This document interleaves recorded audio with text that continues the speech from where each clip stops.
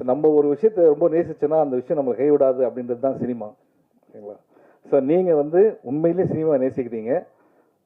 அது இன்னொரு ரீசன், நிறைய பேர் சொன்னாங்க சிவியோட படம் பண்ணாது அப்படின்ட்டு. அது எனக்கும் சொன்னாங்க. ஸோ ஆனால் நான் பண்ணது ரொம்ப முக்கியமான காரணம் தான் the love that you show for cinema. ஓகேவா? ஸோ அது உங்களை வந்து நிச்சயமாக ஜெயிக்க வைக்கும். அண்ட் என்டர் த ட்ராகன் பார்த்துருப்போம். ரிட்டர்ன் ஆஃப் த ட்ராகன் வந்து இந்த படத்துக்கு அப்புறம் அவர் வருவார் அப்படின்றது. ஆனால் ட்ராகன் தான் அவர். அர்ஜுன் சொன்னது எந்த ஒரு தப்புமே இல்லை, எல்லாம் கரெக்டு தான். So so brother, all the best. நிச்சயமாக வந்து நீங்கள் இன்னும் நிறைய படங்கள் பண்ணோம்.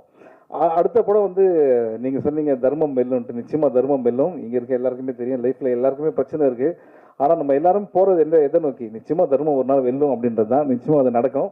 ஆனால் அவ்வளோ சொல்லிவிட்டு அடுத்த படத்தில் இவர் இருப்பார் அவர் இருப்பார், நீங்கள் நான் இருப்பான்னு சொல்லவே இல்லை. நீங்கள் அதில் பரவாயில்ல, இட்ஸ் ஓகே, நம்ம வேறு எதனா படம் பண்ணிக்கலாம், ஒன்றும் ப்ராப்ளம் இல்லை. So I'm very happy brother, all the best.